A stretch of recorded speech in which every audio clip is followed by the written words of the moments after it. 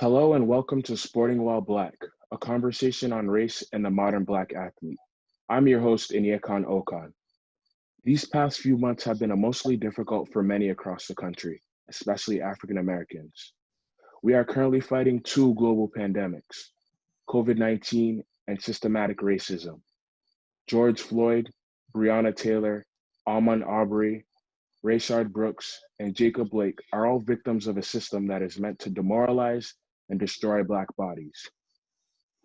I am joined today by four local athletes who are excelling at their respective sports at different schools across the country to talk about the events of the past few months, as well as share their experiences as Black athletes. And now I'll give the floor over to them to introduce themselves. Whoever wants to go first.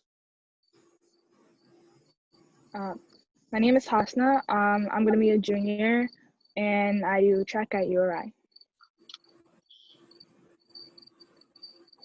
My name is Jordan. I just recently graduated from URI. I used to play basketball there. Now I'm working on going to grad school in the near future. Hi, I'm Bolu. I'm a rising junior at URI, and I'm also on the track team. I'm Kimani. I'm a senior at Arizona State University, and I play basketball. There you have it. These are the four people that we'll be talking to today. My first question for you guys is something that, I feel like but like it's important to ask. But I want to ask you guys, how are you guys doing? It's been like I mentioned earlier, it's been an emotional 4 months where it seems like every day you're seeing video on social media of another unarmed Black man or woman getting shot by the police. How are you guys doing? So me personally, it kind of actually scares me because, I see the police as like a force that's meant to like protect us in a way.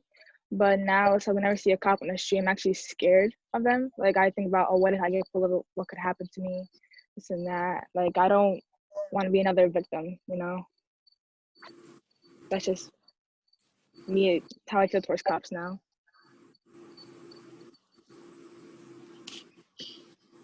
Anyone else?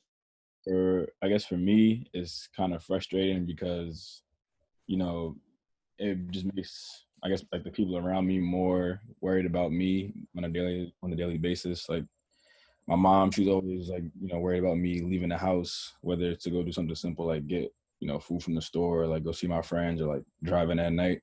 So it kind of just is always something extra to think about on top of everything else you got to think about in this world of just, knowing that if you, I don't know, get stopped by the police, like something could go wrong, and then like you got to worry about dealing with how like your parents are feeling, stuff like that. So it's just frustrating and annoying, and it's just sad at the same time. My next question for you guys is, throughout school, we kind of grew up with this idea of the American dream and how the US is a land of opportunity and how you can come here and be anything that you want to be. But it seems like it's different for Black people. How would you guys define America? I would say it's given like my family a lot. Like I won't lie. Like my parents came here from a different country, and it's given us a lot. It's given them a lot of opportunity, and I definitely feel like being in this country has given me a lot of opportunity as well. Whereas like I don't have to worry about my teachers going on strike and stuff like that, even though they are treated really bad, like really poorly. But I would say like being a Black body in America does come with a lot of challenges that I probably wouldn't have to face if I was somewhere else. And I think that's like our struggles often go unnoticed because it's like, oh my God, this person is like, if you look at like certain Black people that are like idolized, you're like, oh my God, this person can do this. And like, that means I can do this. And it gives you a lot of hope, but it still comes with a lot of challenges that you have to overcome to even get to a certain part. And when you are there, there are still challenges you have to face there. And I think that it's often like not thought about, but there are a bunch of struggles there. And like, is the American dream a thing? It is, to an extent. There's still a lot of challenges that you have to overcome, and I don't think those are talked about enough, especially being a person of color, specifically a Black person in America. Oh yeah, definitely, definitely. Anyone else? I know, like, so I know my parents are both immigrants also. So for them, they've gone through a lot of struggle, especially my dad. Like, I know he's a very, like, well-educated man, but to get to the point where he is now, he's had to go through a lot. He doesn't want me to go through the same thing either. I still do, but he just doesn't know about it. But, like, for me, example, like, I'm a business student, and I know IURI is like a majority white school. So I know the business, like all business classes are mostly white people. So let's say we have like a career night and I go to it, I feel like the odd one out. And I feel like I also have a disadvantage because people, I mean, everybody is white there. So I feel like I don't fit in either. So it makes me not want to try as hard in my classes or get to where I want to be, even though I have like big dreams and hopes, you know? What is that like? I know with a lot of the sports that you guys play, there's often people that look like you on your teams. What's that like, going out of that sphere and going into university life where you might be the only person of color in your classroom or in a space at a certain time?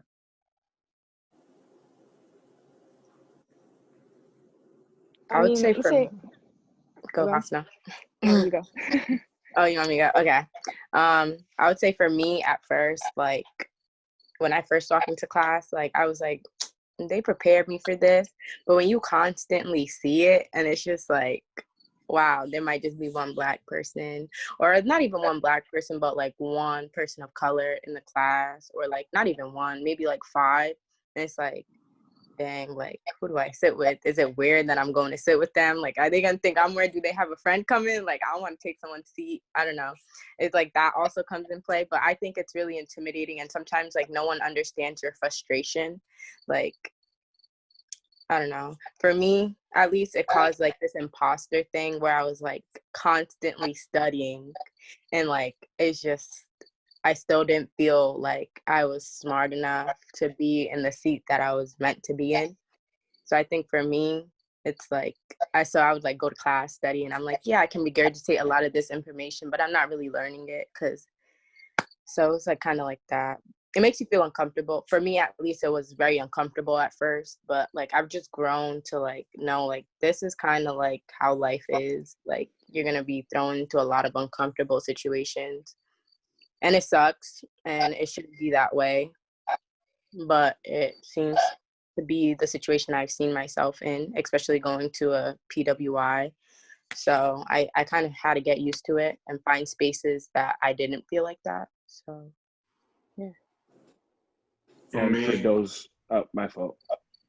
For me, it's like, say I went to like a high school, like a boarding school that was mainly white people. There's probably like 10 Black people at the school, and they were all athletes. And it's like, it's a lot of stuff that people don't really like pay attention to, that you have to think about being a Black kid in an all-white school. Like, even like down to the way you talk. You know, you talk how you normally talk at home, and people look at you differently for the slang you use or for how you pronounce your words. And then you're gonna like, so now you're thinking about how you talk, and like you gotta kind of sound like them so they understand you, or like again, speaking on how you dress, your accent, or like just small things like that. It's just like there's a lot of microaggression and micro racism, like small comments that don't come off racist at first, and then you think about it and it's like, okay, wait, what? It's just a lot of stuff like that that a lot of people don't think about being a Black kid in a mainly white school.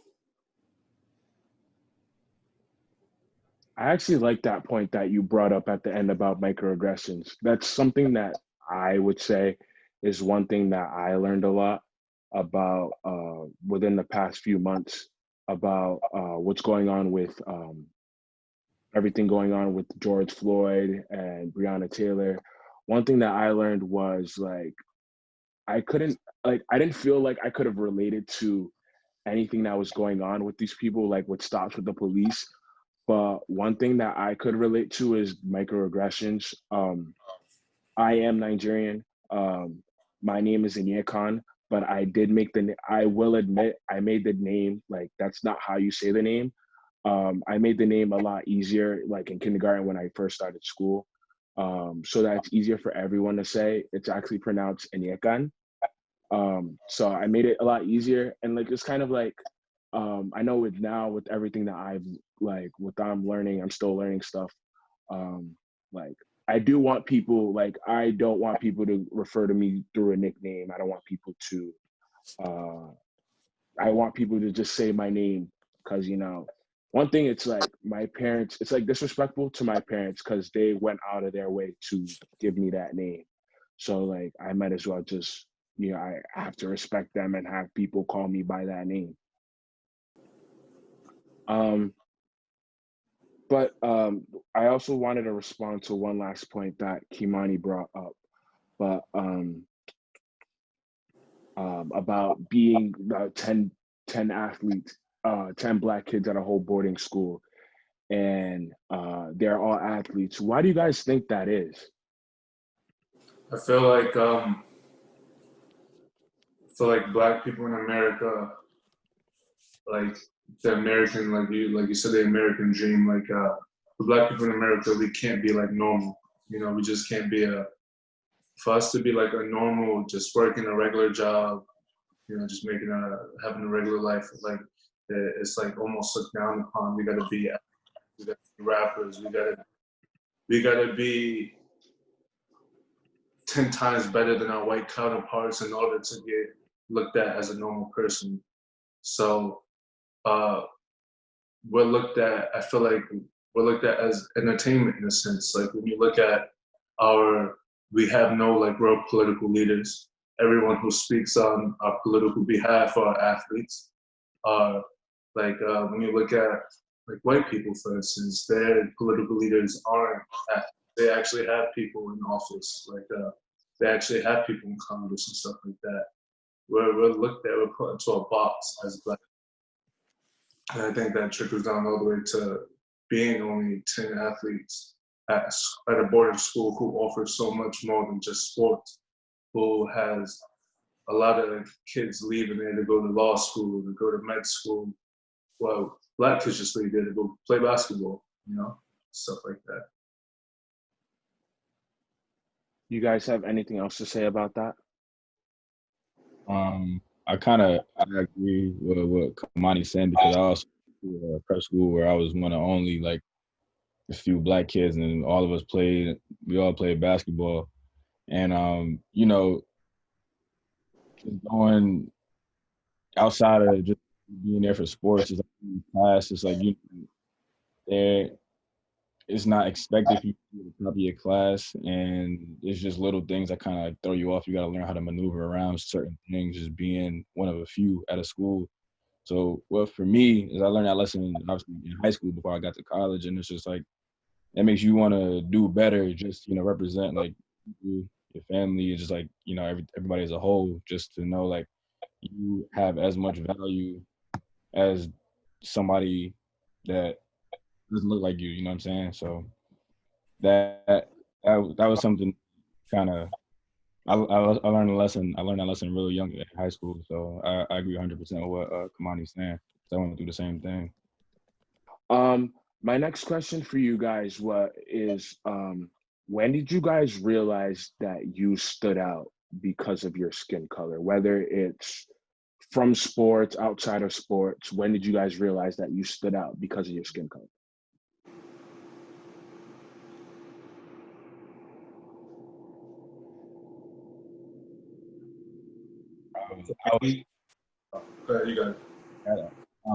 I would say like obviously like you learn it as a kid that you stand out, but like it doesn't become like so obvious as to like for me when I got to high school, because I wasn't around anybody that looked like me. Obviously I grew up around everyone, being from New York, everyone looked like me, talked like me. dressed like you. But then you get to this small school in like the middle of nowhere, and you're way different from everybody else, and it's just like yeah, different parts of the world. So it's just that's when it really hit me, where I'm really different culturally from everybody else. It just hit me in high school.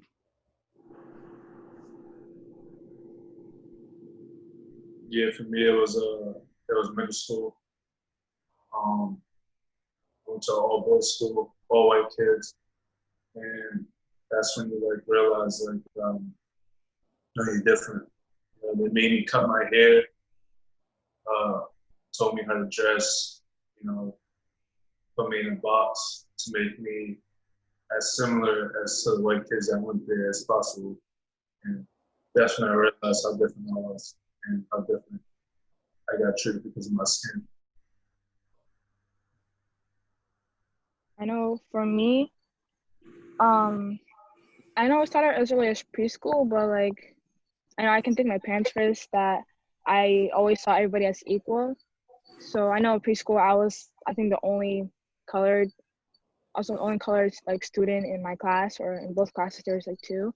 But I only really noticed it, I think, around fifth or sixth grade. And it got to a point where it's like, I didn't really, like, I wanted to fit in with the other kids. So like I would dress like them and like try to do the same hairstyles, and my hair wouldn't like work like theirs. But yeah, I think it was from that time that I knew like I really stood out, I would say. For me, I don't really know. Like, I feel like at a young age, I was really conditioned. Like, my parents put me in a Catholic school, and I was with literally, I think I was like the only Black person. No, I was the only Black girl. There was another Black boy in my class.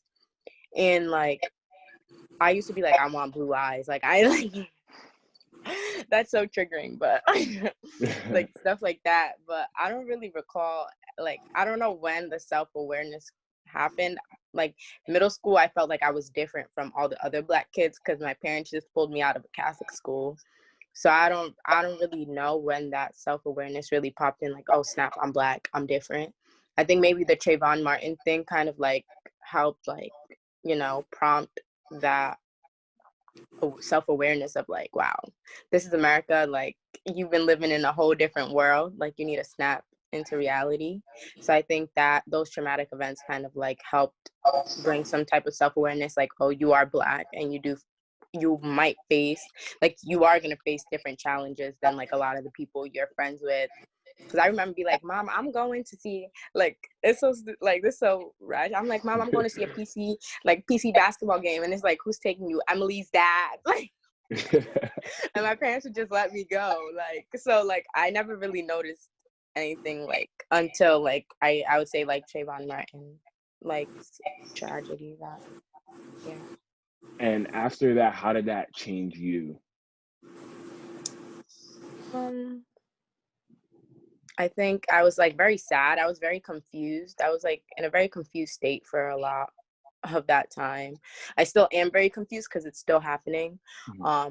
But it was just like very crazy to see. And it just made me like a little bit more cautious of like, you can't just be like, you're going with Emily's dad. Like, you guys are facing, like, if something happens, it's like, who's gonna take care of you? Like, you actually, like, I was like, that's when I was like, I kind of need to let the people, like, kind of start hanging out with people like me.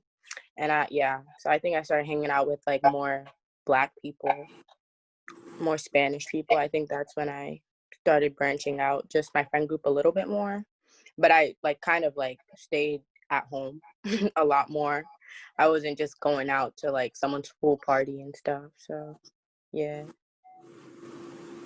My next question for you guys is, I'm gonna fast forward a little bit to when you guys started college. It can be race related, it can be something else, but what would you guys say was your biggest worry once you stepped foot onto a college campus?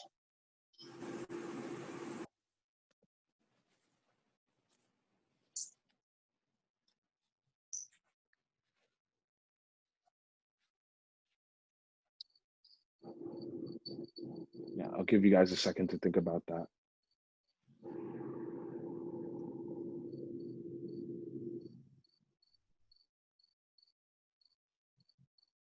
I think mine was that I was gonna fail. Not like fail, like flunk out of college or anything, but kind of fail myself in a way. Like I've like finally kind of felt like I knew who I was. Keyword felt. I thought I knew who I was a little bit, and I kind of like felt alone because like my close friends weren't coming to college with me. I was like, I'm not gonna make any friends, and I'm a really social person, so like me not having friends is like me in my room locked in my room playing sad music. And Hasna can attest to this because we lived together last year. But like I thought I was gonna fail like school. I thought I was gonna be really overwhelmed. Like I was really overwhelmed, and like I have this thing of like I can't ever give up. And I took in a lot of things, but sometimes you have to understand like doing a lot of things doesn't mean you're being productive. So I started doing a lot of things, and a lot of things that I didn't think like that weren't good for me. So I had to start letting things go, and that was hard. So I think failing, and it's just like from your classes to like the friendship aspect to like the social aspect, like what groups am I gonna join versus what groups am I not gonna join, even though I kind of like what they're doing. Like what do I have time for, and like making sure you're healthy as well. It was just like a lot of scrambling, and it's just like you don't want to go home every week, which I did. You don't want to go home every week because my mom's like, what's wrong in school? Like you don't have no friends. Like no, I do. I just like being home. And it's just those kind of things. I think failing was like my biggest fear. I think mine was kind of related to that, but it was more so focused on like taking too much on at once, because I know I can tend to do that. I've done it a bunch of times, but freshman year, I think I was just more excited for that year, but I think it was like sophomore year when I really like noticed like I take too much on at once. Like when I first came to school, I wanted to join as many clubs as possible, work out as much as possible, and like talk to everybody at once and study at the same time, which that's just too much on my plate. And then last year I really felt it, and let's just say it wasn't as good for me. But I think in a sense, like I didn't want to fail, and I kind of felt myself doing that. So I think that's, as of right now, that's one thing I'm trying to avoid. I'm trying to limit myself and just take control of what I can't control. For me, it was failure too, but just since it's basketball, I mean, at this level, like, at least at this school, we're not, I mean, they make it clear early on why you're here. You're here for like basketball. You're not here for like any other extracurricular stuff. I'm literally here for basketball. And, you know, that was just like my biggest worry is just like, you know, falling short, because they'll replace you fast, you know. They'll get another guy in at your position or something like that. But that was my biggest fear, just failing at that level. Jordan? I don't necessarily have like any fears. I just wanted to make sure like I got done what I got done, and I wasn't gonna say like everything was perfect from the start, but my only thing was just letting my parents down really at the end of the day, and that was my only thing. I wasn't necessarily having any fears going into college though. Okay. All right, I'm gonna steer towards talking more about, you know, what everything's going on. One idea that has been a topic of debate the past few weeks to months has been the idea of defunding the police. How would each of you define defunding the police and why it needs to be done?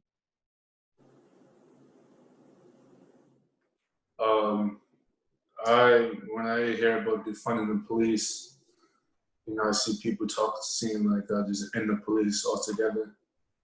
And I think that's a little extreme, especially in the climate of today.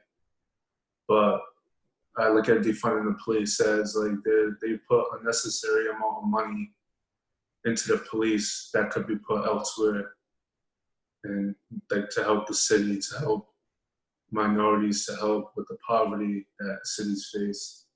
Like in Providence, they had like a task force for like fireworks or something, and like that's like taxpayers' money. And I'm just like, is fighting fireworks really more important than putting that money into schools or putting that money into community centers or other things like that? So it's just like things like that. Like there's no reason for police to have military grade equipment. How many times a year do they use that? It's just like unnecessary amounts of money. So I think, yes, they should cut their budget by a lot and just put that money out to it. Yeah, I would agree with that statement. That all the money they use to get them all this crazy gear that could be used for the community to help areas that are struggling, like, you know, people that can't afford to eat or send their kids to a good school, or like just help out the little people. Like I feel like that should be places where the money should be relocated to the people who actually need it, that are actually struggling day by day, you know, for years and years on end. But that's just my opinion. My next question for you guys is, you guys are all from urban environments. Jordan, you're from the Bronx, like you mentioned earlier. Kimani, you're from Providence. Bolu, you're also from Providence. And then Hasna, you're from East Providence. One thing that's also been talked about is how police can improve relations with the community. These communities all have large minority populations. How do you guys think these relations with the police can be improved, especially with cities with large minority populations? I think police can show up to like community events, not as like bodyguards, but as actual participants.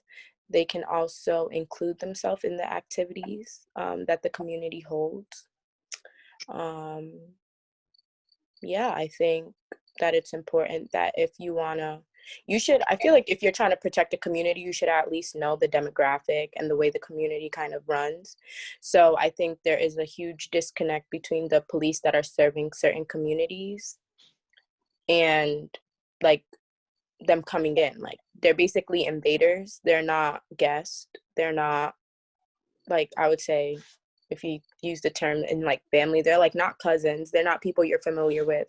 So I think when you have a stranger come into your community, obviously you're gonna feel reluctant to answer questions, feel some type of stress, feel some type of, you're gonna be scared. So I think police need to make sure that they become like part of the community, or you can actually get people in the community to be police. Like there are a bunch of like people who could be police, like I don't know. I feel like there are a lot of solutions to a lot of the problems in this world, and policing really shouldn't be a problem. But the main problem with this whole policing thing is that what it stems from isn't even something that is meant for people of color. Like, so I think that's like the main issue with the whole policing force. It's like not even like just the people that are in there that are police. Like it's like they are invaders. They've always been invaders from the beginning of time for people of color. So I don't know. Like it's weird. I agree with what she was saying. Like, you got people from like Warwick, Cranston, everywhere outside of Providence that come into Providence, and like police. And, I just think at times like when my mom lives in like Warwick or somewhere out there, and like all her coworkers are like scared to come to Providence. They talk about Broad Street all the time, how they try to avoid that. You got these ladies and like their husbands are police in Providence, and you like have people outside of Providence that really don't like Providence, don't like the people, don't like, the violence, like whatever. And they come into the Providence not to police, but like what I feel like they come in with like alternative motives, like when I think about times I've ran into the police and like it's just harassment. There's no, they're here to serve us, to like, harass us or stop us for no reason, or, whatever they do. And I just think the culture needs to change.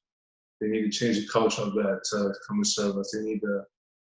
I think we should be policing ourselves, like people from Providence, being officers and police in Providence, just having more of a connection with the community.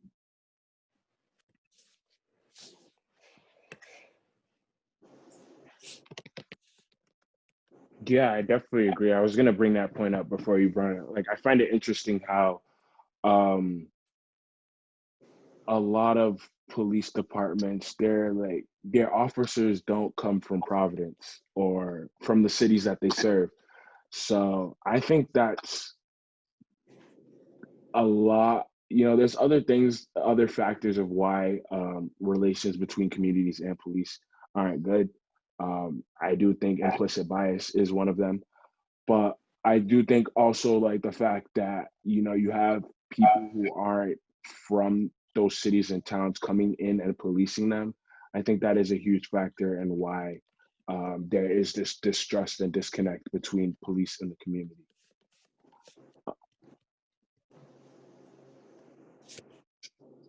I do want to transition into another topic that has also been controversial, and it's still getting talked about. The idea of the national anthem and kneeling during the anthem. I do want to ask you guys, what goes on your mind? What goes through in your mind when you're hearing the national anthem? For me, I barely be paying attention, not even gonna lie. When it comes on, I'm like, oh snap, it's on. Cause I feel like usually it just starts out of nowhere. And I'm like, oh snap. I remember before, I don't know if y'all schools did this, but my school, I remember it was a 3rd or 4th grade, every morning my teacher made us Pledge of Allegiance, national anthem. I knew all of that by heart. And I would come home singing it so I could prepare for the next day when we all had to sing it. She's an evil woman. The fact that she made us do that. But every single morning. And the Star Spangled Banner, I don't know if that's an action, but I have learned all of them. And we just sing it. And now that I'm older, it's just I don't know. It's I'm conflicted because kneel during the national anthem, I understand there's a purpose why you're kneeling, because it's obviously you feel like this country has gone against you in a way, which is true, it has.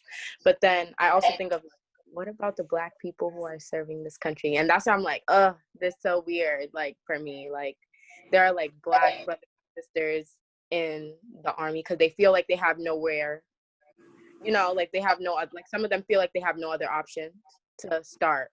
And that's how a lot of people, at least I know, have started, their lives. They went to the army or the National Guard. They start there and then they, pursue whatever they want to pursue in life.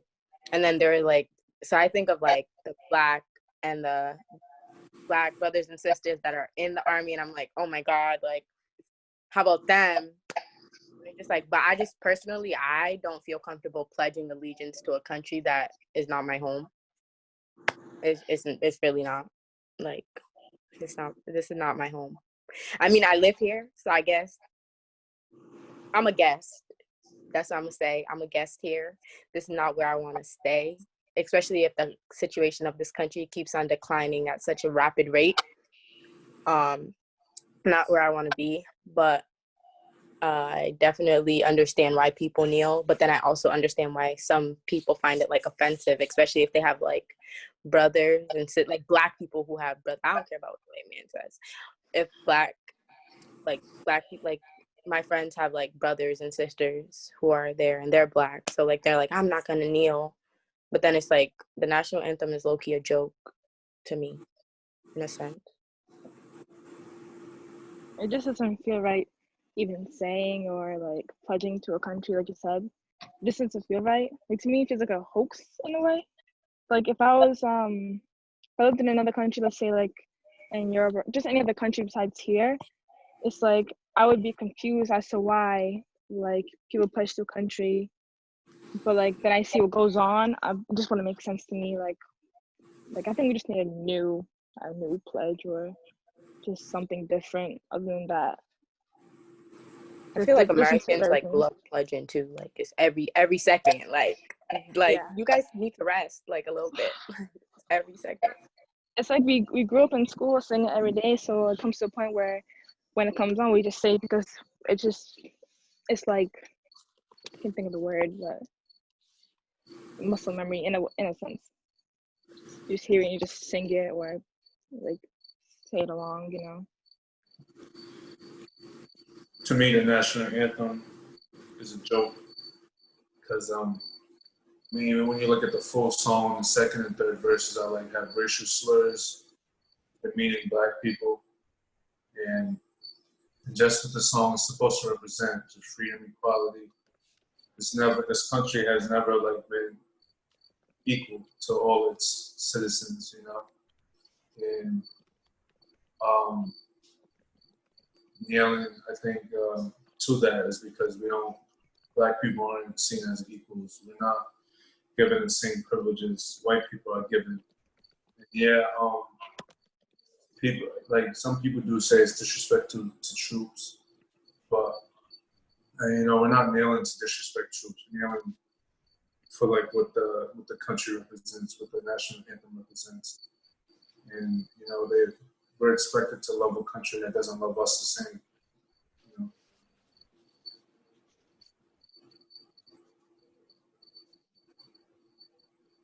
Jordan, do you have anything to say?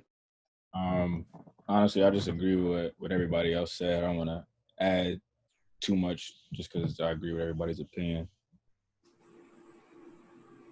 Okay. My next question for you guys is, you guys are all athletes. It's pretty obvious that, we've seen it since Colin Kaepernick started doing it, where athletes from the high school to the professional level have joined him and knelt during the national anthem.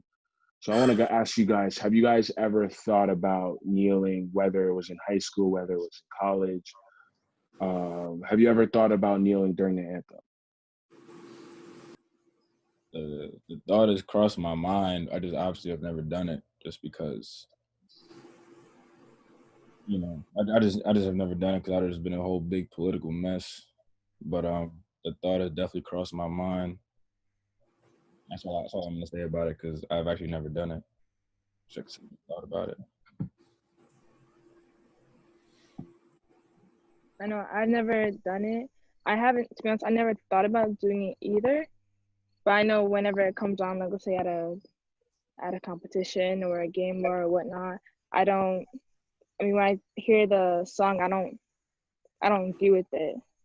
But I know I've never knelt or anything. Yeah, I never done it or thought about doing it. I don't put my hand across my heart or put my head down or anything like that. I give that song no reaction, like at all. No energy, no nothing like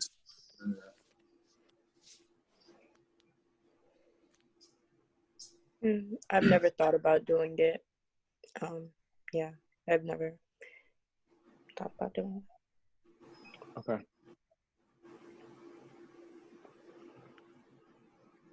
All right. As we're having this conversation today, I think it's important, definitely important, that we have conversations like this. And what I've often come across, especially with everything that happened with George Floyd, where people would direct message me, text me like my white friends, like, how can I help? Like, how can I be like a part of the solution? So for people who are still looking for that answer, how can they be a part of the solution? I feel like just educating themselves, because we can tell you what to do, but like if you don't understand why you're doing it, like it's not genuine. I think people, white people or people who don't know, even black people, some black people don't even know. Just go and educate yourself.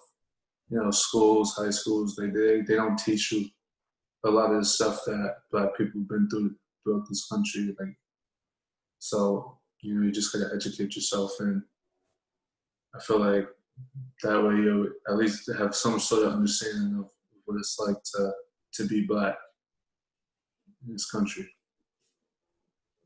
And going off of like educating yourself, you need to actually, like, to all like my friends who are white who ask me like what can they do, like how I'm feeling, like, you need to act different when you're around your other white friends, because if you just act the same way that people have been acting for years on end, like no change is gonna happen. Like, you have Black friends and you need to not tolerate people who say or do disrespectful things to Black people or any, group as a whole. And it goes like, you gotta learn, you gotta educate yourself, and then you gotta apply it to like your life. Like, tell your family they need to do better, tell your friends they gotta do better, tell the people around you just to do better. And so those two things will go a long way. I know that when you're born white, you're born with a privilege, like automatically. And like Jordan Kimani said, you can educate yourself, and you can also use your voice because, with a, in a lot of communities, there's majority white. You can use your voice, educate those that don't know about it, and then, just spread the word. As little as like one person knowing about something else can help a whole community. Were you gonna say something, Bolu? No, I think everyone kind of covered everything. Okay. Yeah, I agree.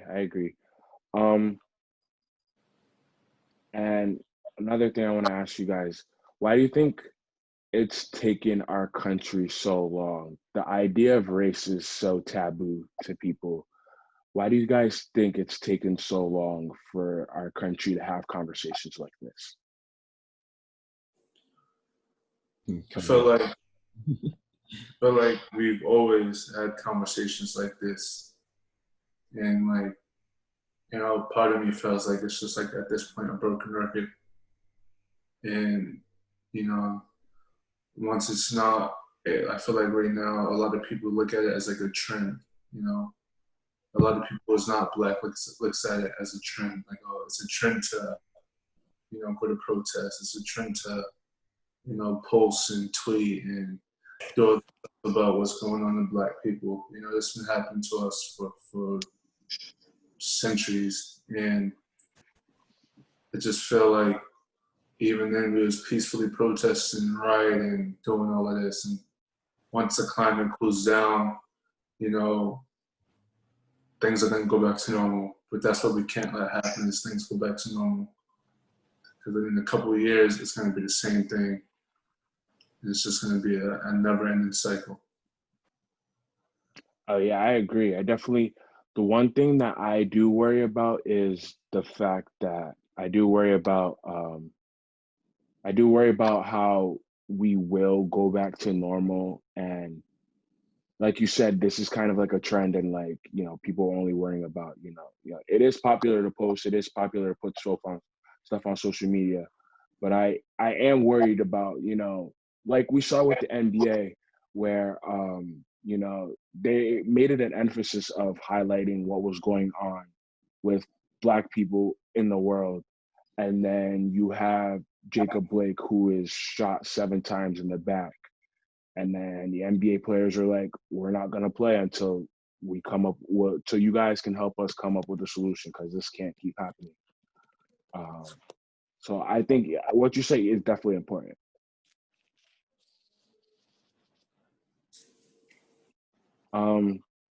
Anyone else have anything to say before we kind of close things out, and I ask you just one final question?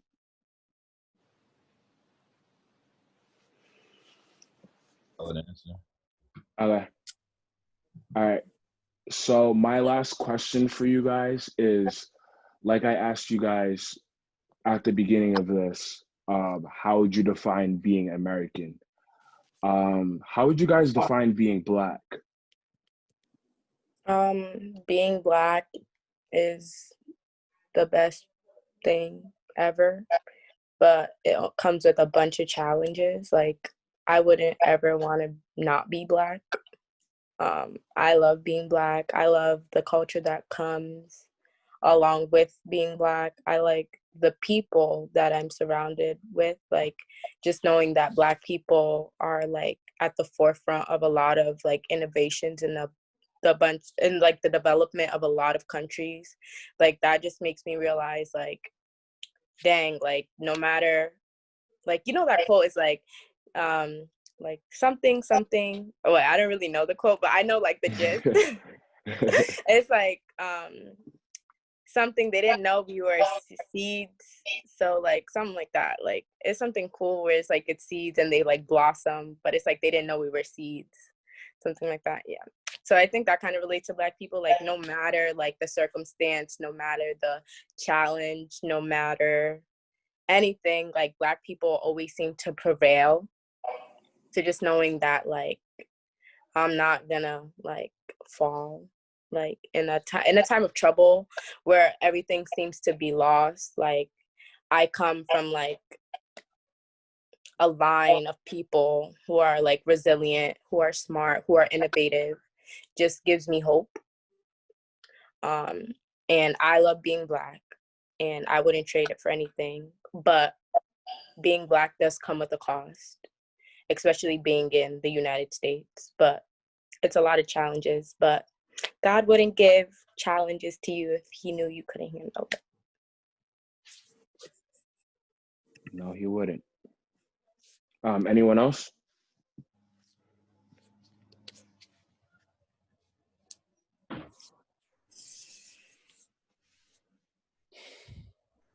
I know for me, I honestly I can't imagine what my life would be like if I wasn't Black. Like I don't know how I would come up. I don't know if I would even like, I don't know how to put this. I'm just trying to find words how to say this.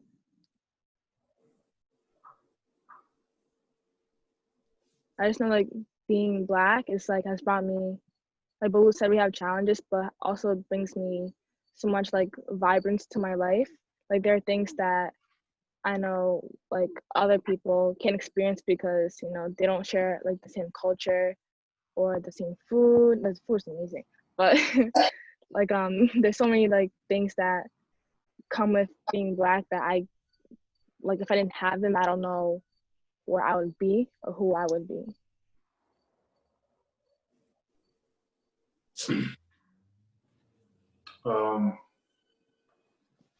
And for me, it's like I love being Black, you know, regardless of the hardships that we face because of our skin color. I wouldn't trade any of it and for anything else.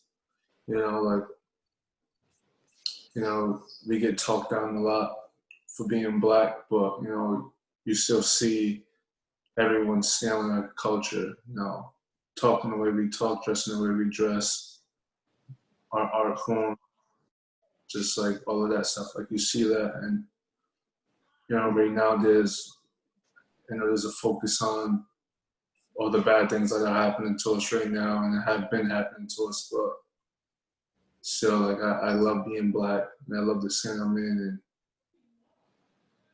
and that's it.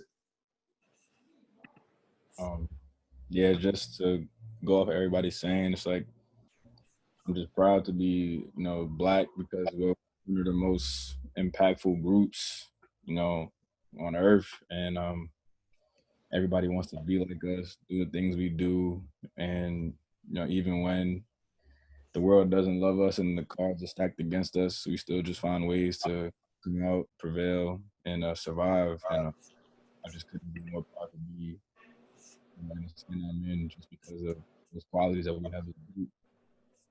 So. Yeah, I like what you guys said. You touched on everything that, you know, that I was gonna. But one thing I would say personally about one thing that I do enjoy about being Black is I don't know what it is, but like just like the idea of like you seeing like a Black person and they'll like nod their head and they're like, what's up? You might not know who they are. You might have never met them before, but they give you that welcoming energy that, you know, you might not get from anyone else. And the thing that I love the most about being Black, along with what the other stuff that you guys said.